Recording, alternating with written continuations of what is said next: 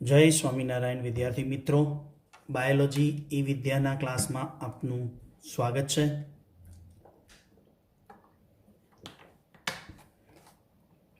आ video lecture में આપણે topic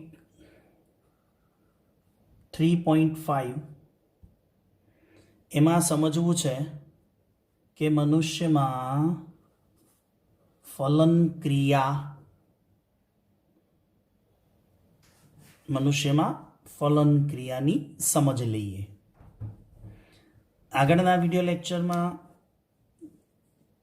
તમે શીખ્યા શુક્રકોષ જનન, ત્યાર પછી અંડકોષ જનન। શુક્રકોષ જનનમાં શુક્રકોષનું નિર્માણ સમજ્યા, અંડકોષ જનનમાં અંડકોષનું નિર્માણ સમજ્યા।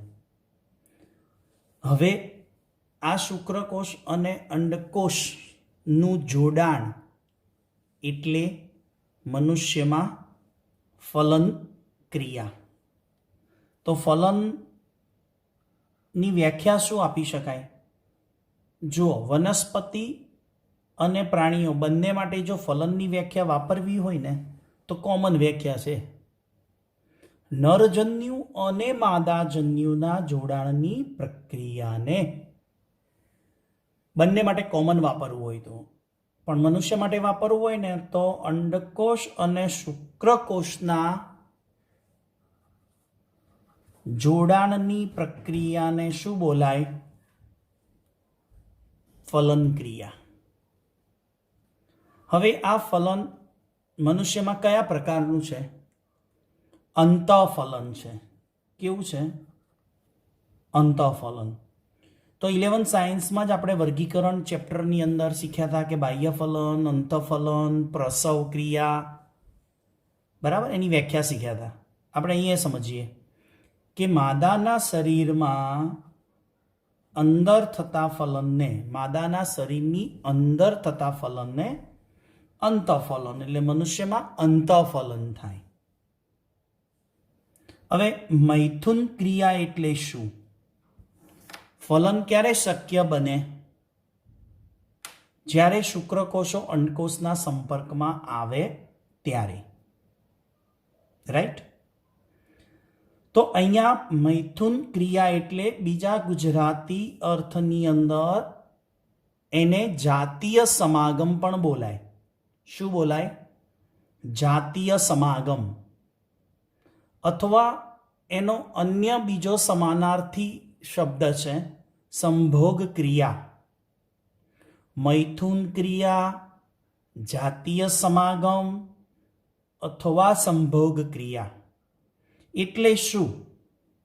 तो के नरना शिश्नने मादानी योनिमां प्रवेश करावामां आवे, एटले के नरना शिश्नने मादानी योनिमां इंजेक्ट करवानुं, એટલે કે એમાં પ્રવેશ આપવાનો, એટલે શિશ્નમાંથી વીર્યનો ત્યાગ થાય।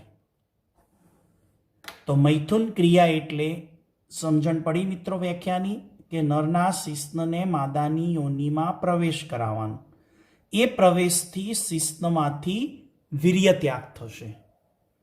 આ ક્રિયાને મૈથુન ક્રિયા કહીશું। ત્યારે માદાની યોનિમાં જે વીર્ય છે એ વીર્ય આપણે આગળ થિયરીમાં વિડીયોમાં શીખ્યા કે પ્રતિસ્ખલન એટલે એક વારના સ્ખલનમાં 3 થી 4 ml વીર્ય છે, અને એ 3 થી 4 ml વીર્ય એટલે એની પણ વીર્યનું બંધારણ શીખવાડેલું કે સહાયક પ્રજનન ગ્રંથિઓ કે જેમાં શુક્રાશય, પ્રોસ્ટેટ અને બલ્બયુરેથલ ગ્રંથિનો સ્ત્રાવ વત્તા असंख्य शुक्रकोषो छे, करोड़ो शुक्रकोषो छे, एटले शुक्रकोषो साथेनुं सहायक प्रजनन ग्रंथिनो स्त्राव एटले वीर्य। हवे शुक्रकोषो योनि मार्गमां आवी गया। ए शुक्रकोषोनी जर्नी शुं छे, एनुं वहन शुं छे? तो ચલિત શુક્રકોષો. કેમ ચલિત કીધા? કેમ કે શુક્રકોષો કેવા છે? લાંબી પૂંછડી ધરાવે. એના 3 ભાગો સમજ્યા હતા ને, કે શીર્ષ, મધ્ય ભાગ અને પૂંછડી. તો એ શુક્રકોષો ઝડપથી તરીને ગ્રીવા, ગર્ભાશય, અંડવાહિની અને છેક ક્યાં સુધી પહોંચે? તુંબકીય ઇથમસ જોડાણ સ્થાને. જો અહીંયા સમજાવવાનો પ્રયત્ન કરું આકૃતિ દ્વારા.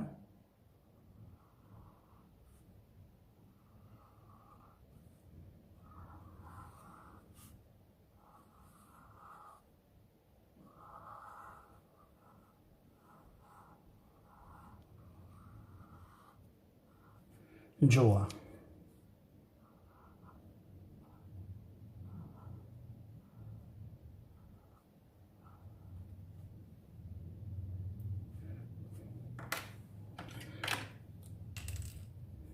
આ ગર્ભાશય છે, આ યોનિ માર્ગ, પછી આ ગ્રીવા. આ શુક્રકોષો ગ્રીવામાં થઈ, ગ્રીવા એટલે ગર્ભાશયનું સાંકડું મુખ. આ ગર્ભાશયનું મુખ છે ને એ સાંકડું હોય, જેને આપણે ગ્રીવા કહેવાય, આગળ થિયરીમાં શીખ્યા.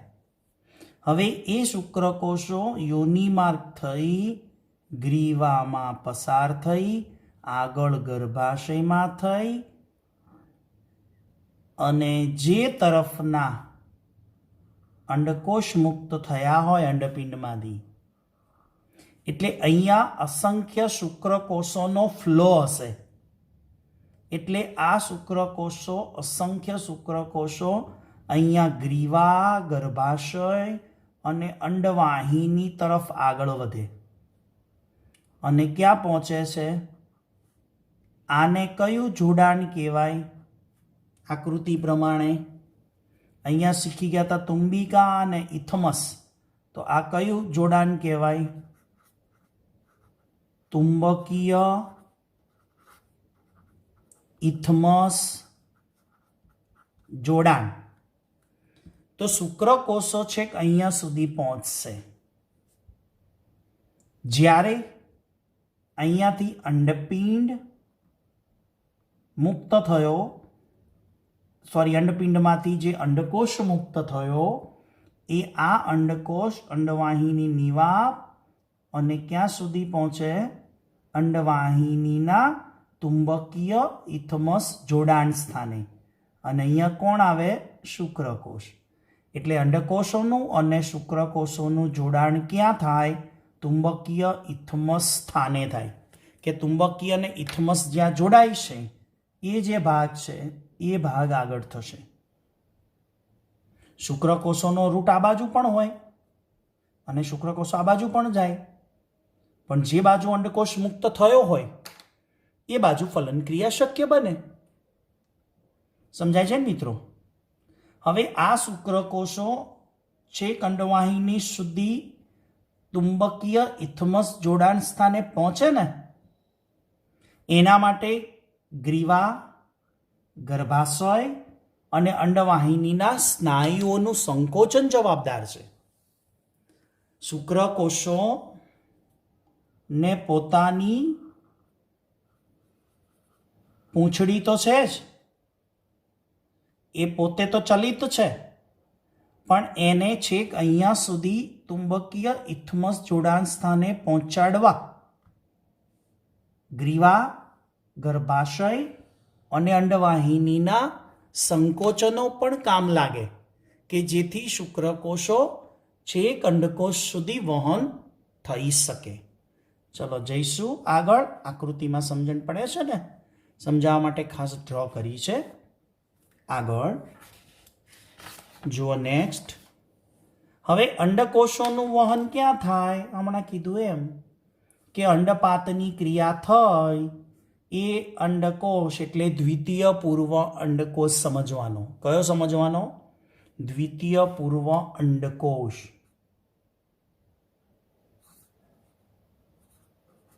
દ્વિતીય પૂર્વ અંડકોષ કેમ કે હજુ પરિપક્વન પૂર્ણ નથી.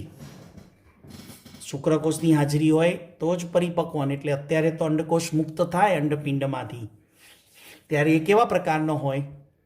દ્વિતીય પૂર્વ અંડકોષ. અર્ધીકરણનો તબક્કો 1 પૂર્ણ કરેલો હોય. હવે એ ફિંબરી વડે એકત્રિત થશે. વાત થઈ હતી ને આગળ કે ફિંબરી વડે મુક્ત થતા અંડકોષ એકત્રિત થાય, અંડવાહિની તરફ ધકેલાય અને ક્યાં સુધી પહોંચે? ચુંબકીય ઇથમસ જોડાણ સ્થાને જાય. એટલે હમણાં કીધું એમ કે આ જોડાણ છે ચુંબકીય ઇથમસ જોડાણ સ્થાન, ત્યાં શુક્રકોષ અને અંડકોષ બે ભેગા થશે. એટલે કે ફલનનું સ્થાન શું નીટમાં પૂછાય તો? ચુંબકીય ઇથમસ જોડાણ સ્થાન.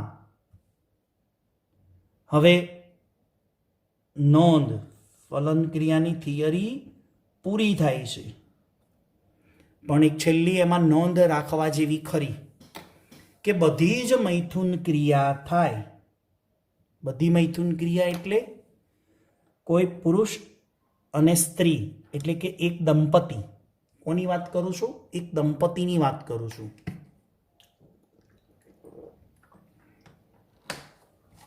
એ જ્યારે મૈથુન ક્રિયા અથવા તો જાતીય સમાગમ અથવા સંભોગ ક્રિયામાંથી પસાર થાય, એ બધી જ મૈથુન ક્રિયામાં ફલન કે ગર્ભધારણ શક્ય બનતા નથી.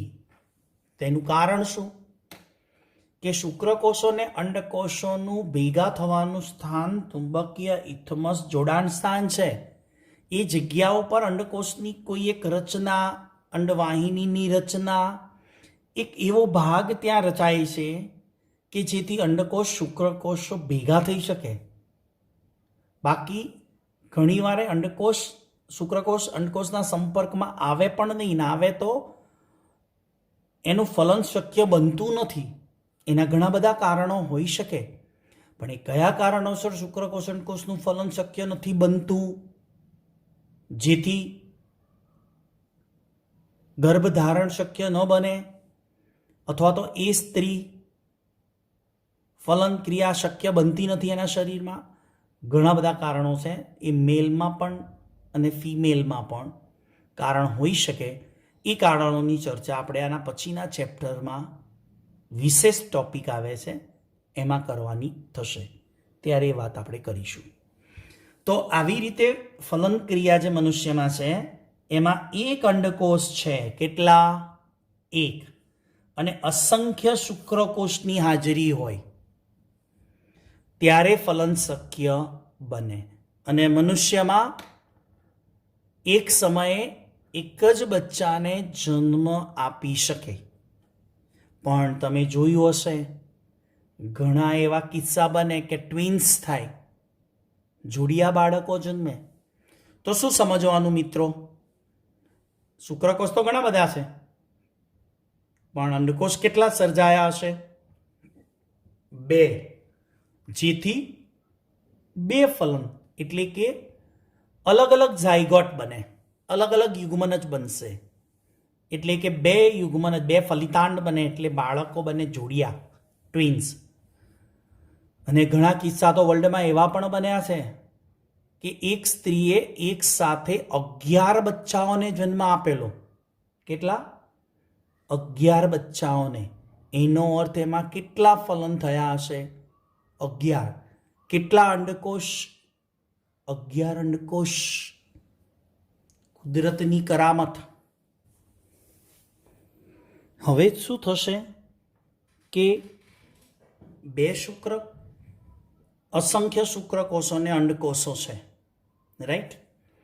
તો એમાં એક શુક્રકોષ અને એક અંડકોષ ફલન માટે જવાબદાર છે. ફલનની ક્રિયામાં આપણે આગળ વધીએ કે શુક્રકોષ અને અંડકોષ જ્યારે ભેગા થાય ત્યારે કઈ પરિસ્થિતિ અંડવાહિનીમાં છે. તો અહીંયા જુઓ મિત્રો,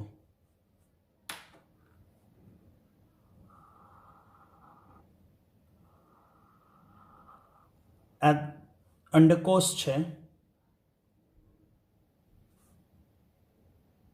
અને આ એનું માદા પ્રકોષ કેન્દ્ર N, બરાબર? 23 રંગસૂત્રો. હવે જ્યારે ઇથમસ તુંબિકા ઇથમસ જોડાણ સ્થાને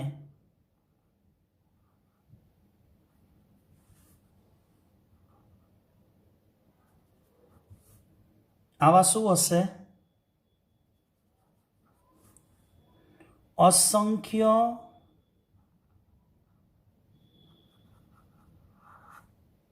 શુક્રકોષ હશે. આ અસંખ્ય શુક્રકોષો દ્વિતીય પૂર્વ અંડકોષને ઘેરીને ગોઠવાયેલા છે. આને આપણે કહીશું અંડપડ, અથવા તો આપણે એને શું કહેતા હતા? જોના પ્લેસ્યુડા. શું કહેતા? જોના પ્લેસ્યુડા. હવે જ્યારે તુંબિકા ઇથમસ જોડાણ સ્થાને એક આવી પરિસ્થિતિ રચાય કે જેની અંદર અસંખ્ય શુક્રકોષો અંડકોષોને ઘેરીને ગોઠવાયેલા હોય. અહીંયા ખાલી સમજવા માટે 4-5 દોર્યા છે. અસંખ્ય હોય. હવે શું થશે આ પરિસ્થિતિમાં? આપણે જરૂર તો એક જ શુક્રકોષની છે. તો આની અંદર શુક્રકોષ છે, આપણે વાત થઈ હતી, આ એનો અગ્રભાગ છે, આ એનું કોષ કેન્દ્ર છે. આને આપણે શું કહેતા? શુક્રાગ્ર. બરાબર. આ શુક્રાગ્ર આ જગ્યા ઉપર, આ શુક્રાગ્રના આ ભાગ ઉપર એક ઉત્સેચક છે, હાયલ્યુરોનિડેઝ.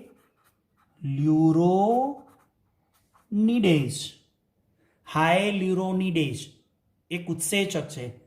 એ ઉત્સેચક આ અંડપડનું અથવા જોના પ્લેસ્યુડાનું પાચન કરશે. પાચન કરી એટલે શુક્રાગ્ર એનું આ શીર્ષ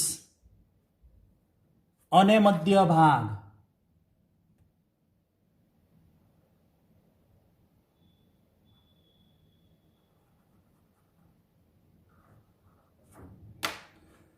તો જો મિત્રો, હાયલ્યુરોનિડેઝ છે અંડપડ જોના પ્લેસ્યુડાનું પાચન કરી અને શુક્રકોષ અંદર પ્રવેશ પામે છે.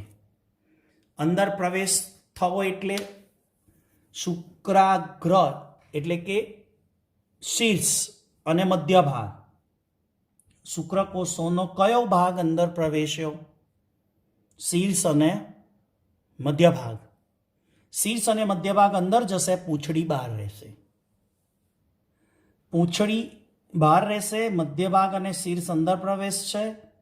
પછી જ્યારે આ બધા શુક્રકોષો છે, બધા વચ્ચે કોમ્પિટિશન થાય, સ્પર્ધા થાય, પણ એમાંથી જે શુક્રકોષનો ઉત્સેચક પાચન કરી અને શુક્રકોષોને અંદર લઈ જાય, ત્યાર પછી એક આ અંડપડની અંદર એ અંડપડમાં જે જીવરસ છે ને, એ જીવરસ છૂટું પડી જાય અંડપડથી, અને અંડપડમાં તાત્કાલિક એક ફેરફાર થઈ જશે.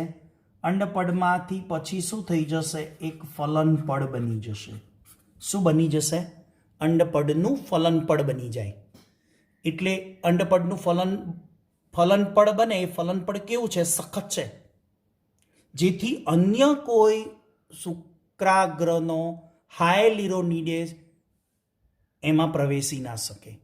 એટલે ટૂંકમાં હાયલ્યુરોનિડેઝ ફલનપડનું પાચન કરી શકતા નથી. એટલે અન્ય કોઈ શુક્રકોષ અંદર જઈ શકે નહીં. ટૂંકમાં કહેવાનો અર્થ એવો થયો કે એક શુક્રકોષ અંદર પ્રવેશે, પછી ફલનપડ બની જાય, અંડપડનું ફલનપડ બને, અને ફલનપડમાંથી અન્ય કોઈ શુક્રકોષો પ્રવેશી શકતા નથી. અને પછી બધા જ શુક્રકોષો ફલનપડની ઉપર એટેક કરે અંદર પ્રવેશવાનો, પણ અંદર જઈ શકે નહીં. એટલે ધીરે ધીરે ધીરે ધીરે ધીરે મધ્ય ભાગમાં આવેલા કણાભસૂત્ર છે ને, એની બધી ઉર્જા વપરાઈ જાય. એટલે શુક્રકોષો ધીમે ધીમે ધીમે ધીમે ડેડ થઈ જાય, મૃત્યુ થઈ જાય. માત્ર જે અંદર પ્રવેશે છે ને, એ પણ થોડો ટાઈમ જીવિત રહે, અને પછી એનું નર પ્રકોષ કેન્દ્ર છે, આ નર પ્રકોષ કેન્દ્ર કહેવાય. એ આ માદા પ્રકોષ કેન્દ્ર અને આ નર પ્રકોષ કેન્દ્ર, આ નર પ્રકોષ કેન્દ્ર અને આ માદા પ્રકોષ કેન્દ્ર એકબીજાના સંપર્કમાં આવે અને ફલન થાય. અને પેલા દ્વિતીય પૂર્વ અંડકોષ છે ને એનું પરિપક્વન પૂર્ણ થાય. અને દ્વિતીય પૂર્વ અંડકોષનું પરિપક્વન પૂર્ણ થઈ અને ફલન ક્રિયા સક્સેસ બને, એટલે ફલન ક્રિયા પૂરી થાય. જો હવે લખાણમાં શુક્રકોષના શુક્રાગ્રમાંથી હાયલ્યુરોનિડેઝ ઉત્સેચકનો સ્ત્રાવ થાય અને જૂના પ્લેસ્યુડાના સંપર્કમાં આવે. અને હાયલ્યુરોનિડેઝ એ જૂના પ્લેસ્યુડા એટલે કે અંડપટનું પાચન કરીને શુક્રકોષ છે ને, શુક્રકોષનો શીર્ષ અને મધ્ય ભાગ અંડકોષમાં પ્રવેશે. કયો કયો? શીર્ષ અને મધ્ય ભાગ, પૂંછડી બહાર રહે. અને ત્યાર પછી એક તાત્કાલિક ફેરફાર કયો થવાનો? અંડકોષનું જે જીવરસ છે ને એ અંડપટથી છૂટું પડી જાય. અંડકોષનું જીવરસ અંડપટથી છૂટું પડી અને એક સખત પડ બનાવે, જેને શું કહેવાય? ફલન પડ. એ ફલન પડ સખત બની જાય ને પછી અન્ય કોઈ શુક્રકોષો અંડકોષમાં પ્રવેશી શકતા નથી. અને એ અંડકોષો શુક્રકોષમાં પ્રવેશી ન શકે એટલે ફલન ક્રિયા શક્ય બને. માટે એક અંડકોષને એક જ શુક્રકોષ ફલિત કરે છે મિત્રો. એટલે શુક્રકોષના અંડકોષમાં પ્રવેશતા દ્વિતીય પૂર્વ અંડકોષનું અર્ધીકરણ તબક્કો બીજો કમ્પ્લીટ થાય આગળની થિયરી પ્રમાણે. પછી એમાંથી શું બનશે? અંડકોષ એન અને દ્વિતીય ધ્રુવકાય એન બને. એટલે દ્વિતીય પૂર્વ અંડકોષનું પરિપક્વન પૂર્ણ થાય. એટલે આમ શું થાય? શુક્રકોષનું એકકીય કોષ કેન્દ્ર અને અંડકોષનું એકકીય કોષ કેન્દ્ર બંનેનું જોડાણ થાય. જોડાણ થાય એટલે ફલિતાંડ બને. ફલિતાંડ એટલે 2n, 23 રંગસૂત્રો એટલે 46, એટલે યુગ્મનજની રચના થાય. અને યુગ્મનજ એ કેવી રચના છે? એક કોષી રચના. કેવી કહેવાય? એક કોષી રચના. આમ ફલન ક્રિયા શું થઈ? પૂર્ણ થઈ કહેવાય. આ જે પાછળનો સેશન છે ને એ એકચ્યુઅલી અંડકોષમાં સમજાવે તો અંડકોષ જનનમાં કે જ્યારે શુક્રકોષ હાજર હોય ત્યારે દ્વિતીય પૂર્વ અંડકોષનું પરિપક્વન પૂર્ણ થાય. આ જ છે. તમારે થિયરી ચોપડીમાં અહીંયા સુધી લખવાની. ચોપડીમાં વાંચજો, એ જ પ્રમાણે આ ડિઝાઇન બનાવી છે, એ જ પ્રમાણે આપણું આ બોર્ડ વર્ક છે. ચલો મિત્રો, ખ્યાલ આવી ગયો? તો આ થઈ મનુષ્યમાં ફલન ક્રિયાની થિયરી. હવે ફલન થાય તો શું બને? ગર્ભ. અને ગર્ભ બને પછી એ ગર્ભાશયમાં શું થાય? સ્થાપન થાય. યાદ છે ને કે ફલન થાય તો એન્ડોમેટ્રિયમનો વિકાસ પહેલેથી થઈ ગયો હોય. હવે એન્ડોમેટ્રિયમ જાડું માંસલ ને પુષ્કળ રુધિર કેશિકાવાળું શું કરવા બન્યું હતું? જો ફલન થાય તો યુગ્મનજ તો ફલિતાંડને એટલે કે ગર્ભને સ્થાપન માટેની જગ્યા મળે અને સ્થાપનની સાથે સાથે એને પોષણ પણ મળવાનું શરૂ થઈ જાય. માટે એન્ડોમેટ્રિયમનો વિકાસ થતો હતો. એ થિયરી હવે આપણે આગળ સમજવાની છે, જે થિયરીનું નામ છે ગર્ભ સ્થાપન. હવે પછીના વિડીયોમાં આપણે ગર્ભ સ્થાપન વિશે સમજીશું. ત્યાં સુધી સૌને જય સ્વામિનારાયણ.